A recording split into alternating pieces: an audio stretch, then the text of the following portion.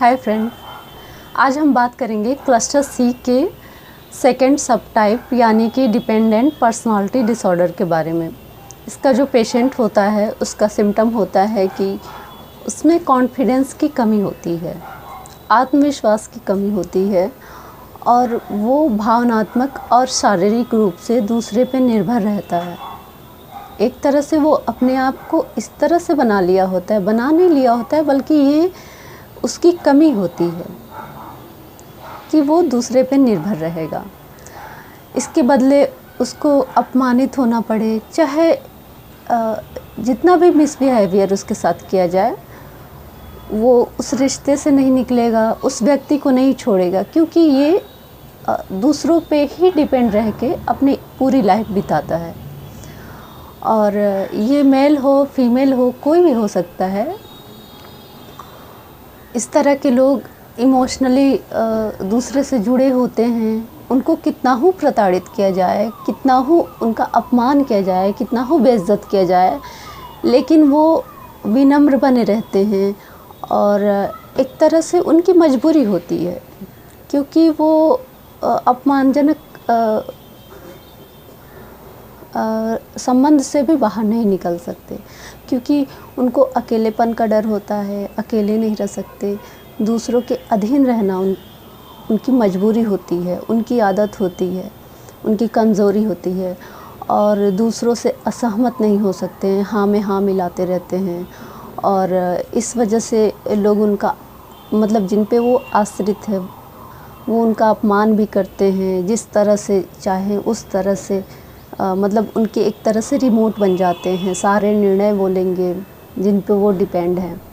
इसके बावजूद भी जो ये डिपेंडेंट पर्सनालिटी डिसऑर्डर यानी कि क्लस्टर सी का बी सब टाइप, इसका पेशेंट सारी मिसबिहेवियर सहता है और विनम्र स्वभाव दिखाते हुए वो उस रिश्ते में रहता है। और ऐसे लोग नया रिश्ता बना नहीं पाते हैं, पुराने रिश्ते से निकल नहीं पाते हैं, छोड़ नहीं पाते हैं। और अगर इस तरह के क्रिटिकल कंडीशन आ गई कि उनको पुराने रिश्ते से निकलना पड़े, नए रिश्ते बनाना पड़े, तो उनके लिए बहुत बड़ी प्रॉब्लम हो जाती है, क्योंकि वो शुरू से ही किसी न किसी पे पूरी तरह से डिपेंड होते हैं। शारीरिक और मानसिक हर तरह से डिपेंड होते हैं। वो खुद कुछ नहीं करते, अपना निर्णय खुद नहीं लेते, अपने फैसले खुद नहीं लेते। और यहाँ तक कि किसी बात पे, जैसे कि क्लस्टर सी का फर्स्ट टाइप जो जिस पे हमने कल बात की थी, उसमें जैसे व्यक्ति सहमति के लिए दूसरों का चेहरा देखता है, ये देखने के लिए कि मतलब अगर हमें क्या जवाब देना है, ना कहना है कि हाँ कहना है, जस्ट ऐसे ही इसमें भी व्यक्ति, क्योंकि ये एक तरह का एंजाइयस कैटेगरी का ये पर्सनालिटी डिसऑर्डर है। क्लस्टर सी का तीनों सब टाइप एंजाइयस कैटेगरी का है। तो इसमें व्यक्ति एक तरह से चिंता उसको होता है, डर होता है उसके मन में कि जैसे कि वो जिस पे निर्भर है वो कहीं उसको छोड़ ना दे, कहीं छोड़ के चला ना जाए, कहीं वो अकेले ना रह जाए। और उसको किसी भी तरह का अनुभव नहीं होता है, एक्सपीरियंस नहीं होता है, अनुभवहीन होता है, चिंताग्रस्त रहता है हर समय इस बात से कि हम जिस पे निर्भर हैं वो हमें छोड़ देगा तो क्या होगा। और छोड़ने का डर हमेशा मन में बना रहता है। इस तरह के लक्षण होते हैं डिपेंडेंट पर्सनालिटी डिसऑर्डर के पेशेंट में। अब इसका कॉज यानी कि कारण कुछ हद तक जेनेटिक है, आनुवंशिकी, और कुछ हद तक एनवायरमेंटल यानी कि माहौल का और परिवेश का असर। जैसे कि जिस घर में माँ बाप ज़्यादा केयरिंग होते हैं, सारे के सारे फैसले खुद लेते हैं, सारे काम खुद करते हैं, और बच्चे बड़े हो जाएं तो भी उनको बच्चों की तरह ही ट्रीट करते हैं, ऐसे माहौल में बच्चा बढ़ता है, तो वो फिर एक तरह से सेल्फ डिपेंडेंट कभी नहीं हो पाता और इतना दूसरे पे डिपेंड रहता है कि वो इस पर्सनालिटी डिसऑर्डर का कभी कभी शिकार हो जाता है।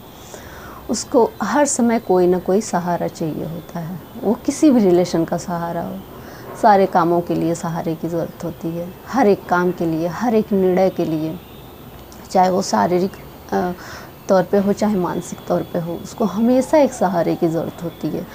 और जो उसका सहारा है, जिस पे वो डिपेंड है, उसको लेके हमेशा वो चिंतित रहता है कि कहीं ये नहीं रहा तो क्या होगा, कहीं इसने मुझे छोड़ दिया तो क्या होगा, कहीं ये मर गया तो क्या होगा। इस तरह की एक एंजाइटी होती है ऐसे पेशेंट में। और इस बात की भी चिंता रहती है कि जिसके सहारे वो है, अगर वो नहीं रहेगा तो उसके ऑप्शन में कौन रहेगा। इस तरह की बातें हमेशा मन में वो सोचता है। कोई भी निर्णय नहीं ले पाता, कोई भी काम नहीं कर पाता, कहीं आना है कहीं जाना है, हमेशा उसके साथ कोई चाहिए, अकेले बिल्कुल नहीं रह पाएगा, अकेले से डरेगा। इस तरह की एंजाइटी मन में होती है। उपचार में साइकाइट्रिस्ट सबसे पहले हार्मोन का चेकअप करते हैं कि हार्मोन कहीं डिसबैलेंस तो नहीं हुआ है। उसके बाद एंटी डिप्रेशन दवाएं चलती हैं और एंटी साइकोसिस दवाएं भी चलती हैं, और इनका ट्रीटमेंट जल्दी से जल्दी करने का प्रयास किया जाता है, क्योंकि ये डिपेंडेंट पर्सनालिटी डिसऑर्डर वाले ऐसे व्यक्ति होते हैं कि अगर इनका लंबे समय तक काउंसलिंग लिया जाए या फिर लंबे समय तक दवा लिया जाए और एक सिंपैथी वाला रिलेशन डॉक्टर से बन जाए, तो फिर एक तरह से इनके नज़र में वो डॉक्टर इनका सहारा होगा, फिर उस सहारे को ये छोड़ नहीं पाएंगे, एक तरह से अपने डॉक्टर पे ही निर्भर हो जाएंगे। तो फिर इनमें ये भी खतरा होता है कि इनका लंबे समय तक चिकित्सा करने से पहले ये भी ध्यान रखना होता है कि कहीं ये चिकित्सक पे ही ना निर्भर हो जाएं। तो इस तरह की कुछ प्रॉब्लम होती है ये डिपेंडेंट पर्सनालिटी डिसऑर्डर पेशेंट में। अब लास्ट सब टाइप रहेगा क्लस्टर सी का, वो कल हम उस पर बात करेंगे। Okay, bye bye.